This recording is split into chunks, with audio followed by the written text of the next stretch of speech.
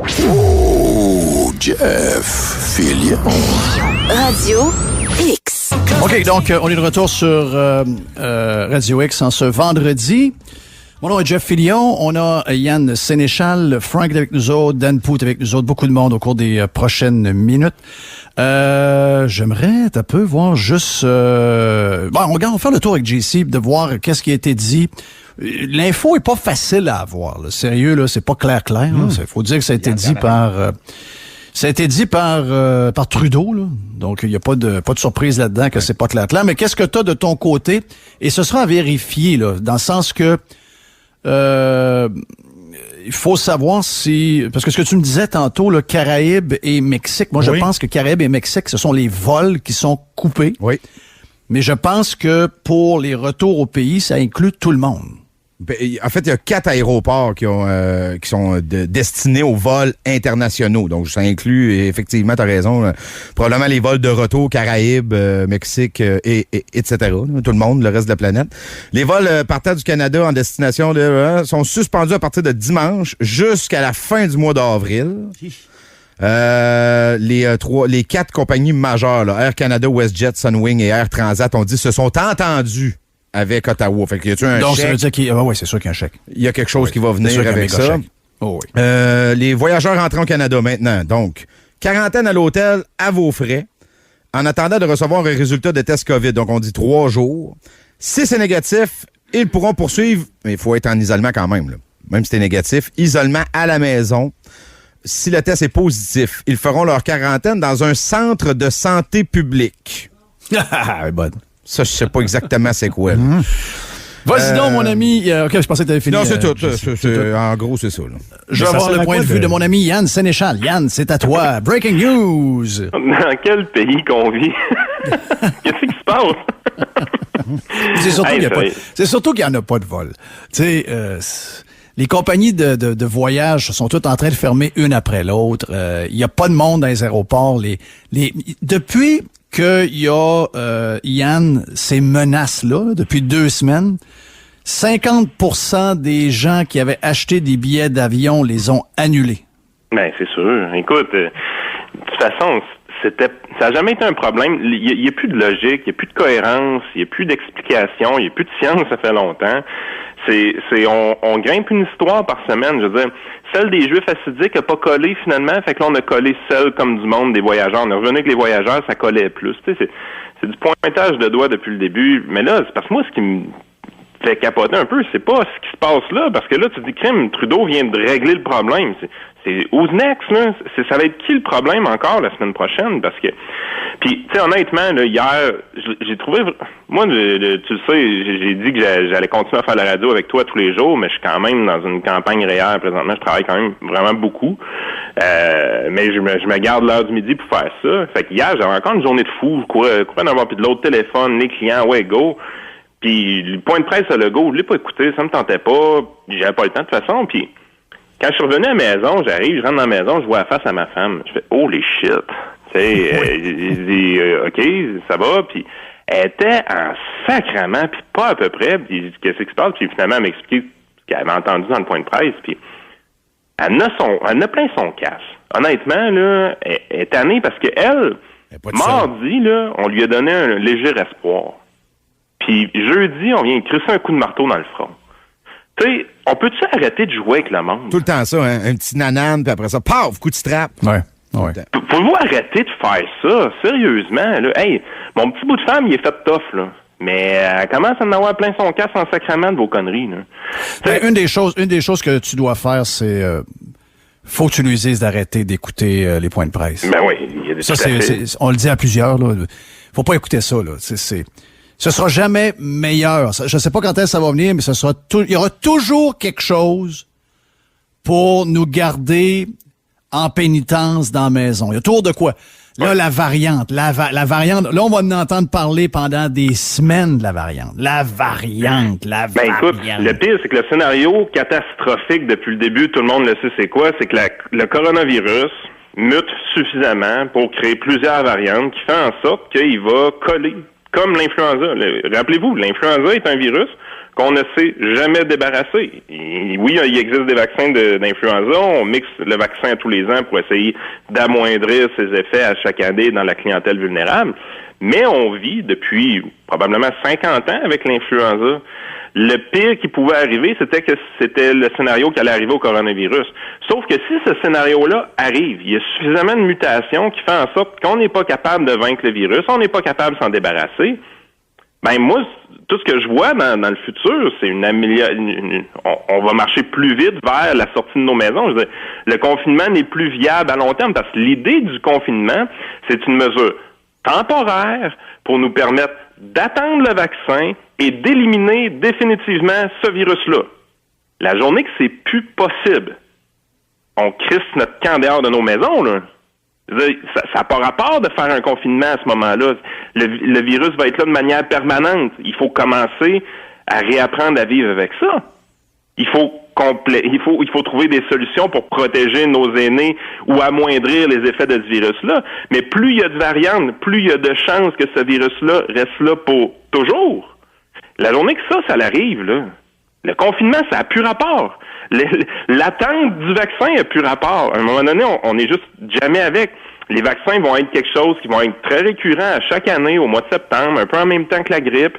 On va essayer de protéger nos clientèles vulnérables, puis on va avoir différentes variantes à l'intérieur de ces vaccins-là pour protéger la population vulnérable. Mais je veux dire, en quoi ça va être différent de ce qui se passe présentement avec l'influenza? Absolument rien. Fait qu'à un moment donné, tu te dis, plus vous tapez sur le clou de la variante, puis si vraiment la variante est un grave problème présentement, ben je veux dire, ouvrez les portes, puis sortez-nous de nos maisons, là, ça sert à rien d'attendre, là. C'est fini, là. Assez logique.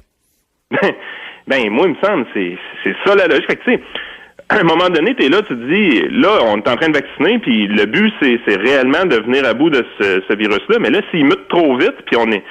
Les vaccins sont arrivés 2-3 mois en retard, malheureusement, puis on n'est pas capable de faire ça à grande échelle pour réellement l'éliminer. Mais ce scénario-là, qui est un scénario optimiste, on est obligé de mettre un X dessus, puis à ce moment-là, faut réapprendre à vivre, là. Ça finit là. Et dans 5 ans, il y a encore du coronavirus, dans 10 ans aussi, dans 15 ans aussi, puis dans 25 ans aussi, là. C'est un peu ce qu'on voit en Israël. Ben, c'est ce qu'on essaie de déterminer. En fait, Israël, c'est la grande expérience qui nous permet de voir si effectivement les vaccins sont efficaces sur cette variante-là. Parce que c'est long bâtir l'immunité, on le sait. On sait que oui, ils sont rendus à 30% de la population, mais ils n'ont pas été vaccinés il y a 2 jours. Il y en a que ça fait plus longtemps, mais il y en a que ça fait beaucoup moins longtemps. Puis, on voit les cas baisser en Israël. Mais là, OK, est-ce que ça fonctionne bien, ainsi de suite? Les recherches sont en train de se faire. Mais si on se rend compte, effectivement, que le vaccin n'est pas efficace contre la variante du Royaume-Uni, puis il n'est pas efficace contre la variante de l'Afrique du Sud, mais il est efficace contre telle autre variante, là, tu te dis, attendez une minute, là, on va avoir un problème bientôt, là, et on peut pas avoir... Mais ce que tu dis là, c'est parce que toi et plusieurs, dont moi, puis probablement la majorité des gens qui nous écoutent, on est prêt à ça, puis on sait qu'ultimement, ça va probablement finir demain. Mais c'est pas ce qu'on a créé, là. Non. On a créé une attente de 0 cas, là. On a créé une attente de 0 décès, comme si les gens âgés, ben oui, ça a provoqué un surplus de décès cette année, ce nouveau virus-là. Mais je veux dire, il y a la possibilité de 0 cas, 0 décès, ça semble être ce qu'on veut. Puis on veut pas avoir de monde dans les hôpitaux. Et là, on n'en a pas de monde dans les hôpitaux. Et c'est quand même l'apocalypse. Ben oui, parce que... Donc, on s'en sortira jamais?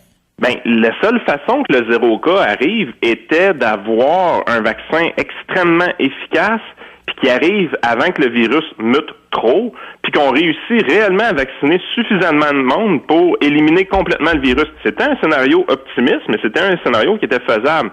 Et c'est la seule raison qui justifiait peut-être un peu scientifiquement les confinements. La journée que ce scénario-là devient un scénario improbable ou même impossible, les confinements, c'est terminé, là. On n'est plus en train d'essayer d'acheter du temps. On est en train d'essayer de modifier nos comportements. Il faut passer, il faut s'enlever la tête des fesses à un moment donné, là, puis regarder en avant qu'est-ce qui s'en vient. C'est ça notre problème présentement. On n'a aucune vision. La réalité, c'est que c'était un scénario parfait d'éliminer ce virus-là. Plus on avance, plus il y a de mutations, moins on risque d'y arriver. Mais si la journée que les variantes sont trop nombreuses, puis trop différentes, qui font en sorte que l'efficacité du vaccin baisse, ben là, il faut regarder qu'est-ce qui arrive.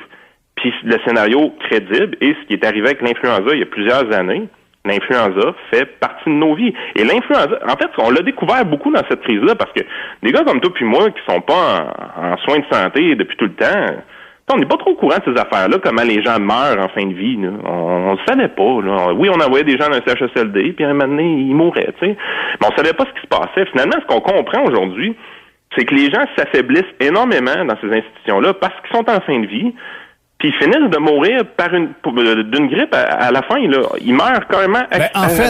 En fait, plus que ça.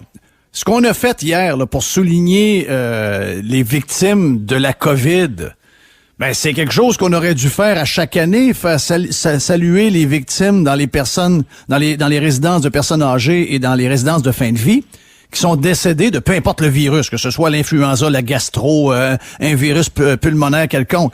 On devrait faire ça depuis des années. Pourquoi on vient de commencer à le faire là? C'est pas la première année que ce genre de choses-là arrive. On vient de le découvrir, que c'était comme ça tout le temps. Mais c'était comme ça tout le temps, personne nous le disait.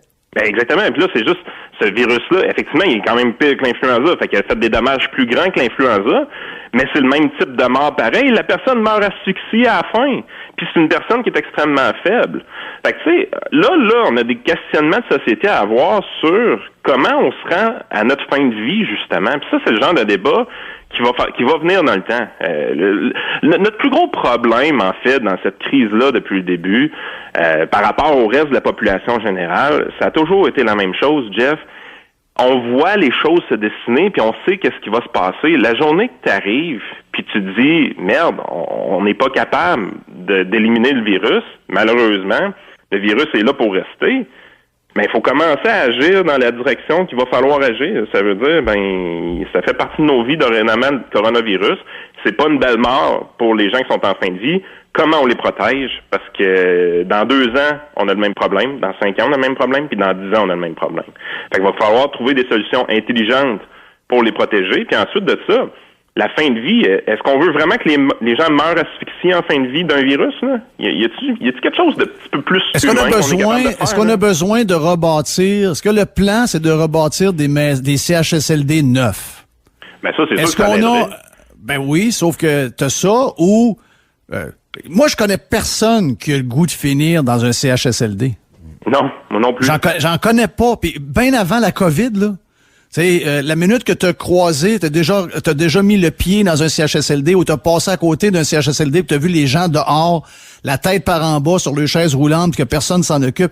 Tu te dis, chérie, si jamais je viens de même, que toi t'es consciente, tu t'organises pour pas que j'aille là. Puis ça, c'était avant la COVID, là. Ben oui. On aura à parler de ça. Je pense mais on est bien trop émotif. Ben, on n'est pas sur le poste. On n'est pas sur le poste parce que, présentement, l'économie fonctionne, puis les gens réagissent juste à leur portefeuille. Là. Tant que le portefeuille n'est pas touché, on n'en aura pas de problème. Mais là, on le voit, là, la bourse commence à shaker un peu, puis les politiciens commencent à parler d'extensionner ça en 2021, puis tout ça. J'ai des petites nouvelles pour eux autres. Là.